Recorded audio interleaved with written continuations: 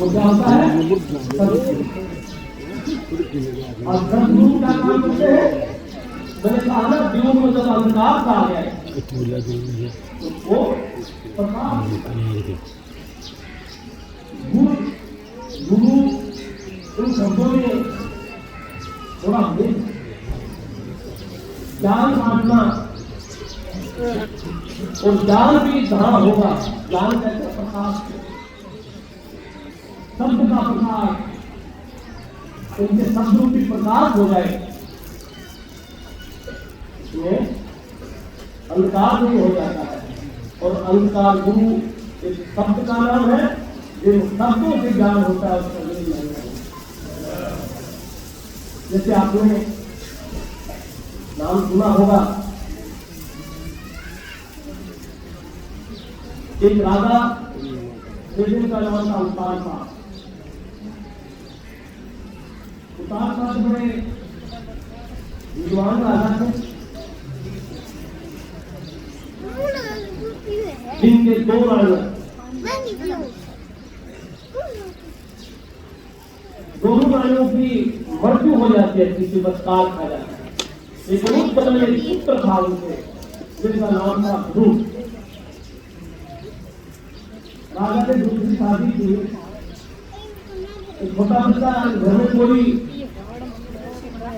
महिलाएं नहीं, अगर अचानक शादी होती, कोई रानी आती है तो वो छोटा सा बच्चा, ध्रुव 5 साल का बच्चा था, वो ध्रुव घर में माँ करता हुआ उसकी मोती को अपना लिया।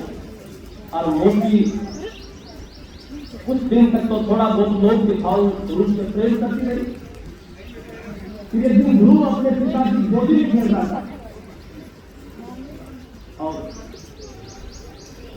उसकी रानी के समझ में आया कि ये इसका पिता से प्रेम करता है, पिता अगर इस पर मोहित हो गया और ज्यादा तो तेरी संतान होगी तो राजा नहीं बनेगा, राजा की क्रोधित होकर से जब नारी अपने क्रोध पे आती है तो निश्चित भक्ति में क्रोध हो तो घर बसता है, और अंगारित क्रोध होता है तो नारी बसे हुए घर को भी उजाड़ देती। इसी रूप में विचार रूप धारण किया। ध्रुव को अपने गोदी में लिए हुए राजा बैठे थे, ध्रुव को खाते थे गोदी से। राजा ने कहा कि दोबारा अगर दिया गोदी में तो मैं तुम्हारे वंश का विनाश कर दूंगी। विकार होकर के एक थप्पड़ ध्रुव को मारते हैं, और वो ध्रुव 5 साल का बच्चा होता हुआ राजा को बोल नहीं सका। घर के बाहर एक किनारे बैठा बैठा रो रहा। बच्चा तो क्यों कि मेरे पिताजी गोद से मेरी मूर्ति को मुझे निकाल दिया। नारद मुनि आए, नारद मुनि की 5 साल के बच्चे को देख करके महाराज आज तो मैं भूल रही हूँ, आप तो राजा का बेटा, लेकिन मूर्ति आकर के मुझे पीट करके निकाल दिया और मेरे पिता की गोदी में नहीं बैठने देती हूँ। और मैंने सुना है कि पिता गुरु होता है, कहा पिता गुरु होता है, लेकिन पिता माँ गुरु हो सकती है, सत्गुरु नहीं हो सकती। क्यों नहीं हो सकती कि माँ के बेटे होते हैं वो सबको राजा बनाना चाहते हैं, लेकिन राजा और पिता है, पिता के सब संतान बराबर होती है, लेकिन पिता किसी एक का तय नहीं कर सकते। जैसे दशरथ राजा रामचंद्र जी को राज देना चाहता राजा बना दे, लेकिन दशरथ महाराज के अनुरोध देखिए हमारा ये नहीं बने।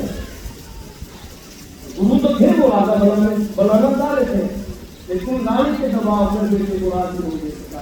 इस प्रकार लाल जी ने कहा कि एक ग्रुप तो इस पिता की गोद में बैठ करके लाल सा रखता है, मेरा पिता मेरे से प्रेम करे, पिता को प्रेम करता है, लेकिन मोती के मुंह आ गया, इसकी खूब से संतान होगी वो राजा बने।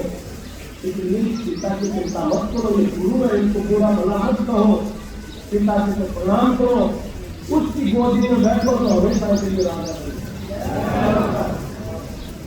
जब हम तो भगवान का स्मरण किया और प्रभु ने ऐसी कृपा की कि गुरु को अटल कर दिया। आज साइंस भी इस बात को स्वीकार करता है कि आसमान में जो ध्रुव तारा होता है उसमें पूरे विश्व का संपात करता है। चंद्रमा भी अस्त हो जाता है, सूर्य भी अस्त हो जाता है, धरती भी घूमती है, लेकिन ध्रुव तारा है वो अटल है उत्तर की तरफ। वो तारा हमेशा अमर रहता है। नाथ के कहने से ध्रुव एक प्रकाश तारे के रूप में आसमान में जाकर के प्रकट हो गया। आज ध्रुव को कोई नहीं जानता। पूरे वर्ग में सूर्य भी जो होता है वो भी व्यस्त होता है, चंद्रमा भी जो होता है वो भी व्यस्त होता है, लेकिन ध्रुव कभी अस्त नहीं होता है। किससे ज्ञान मिला? क्या कहा? इस पिता की गोदी में तो अमर नहीं हो गए, उस पिता की गोदी में बैठो तो हमेशा अमर हो।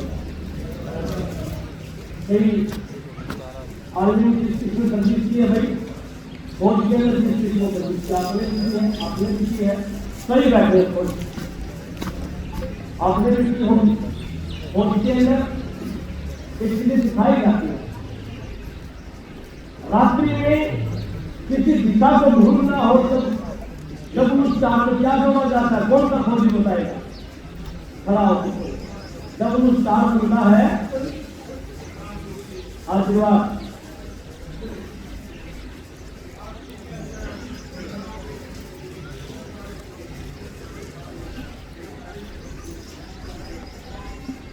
उत्तर दिशा में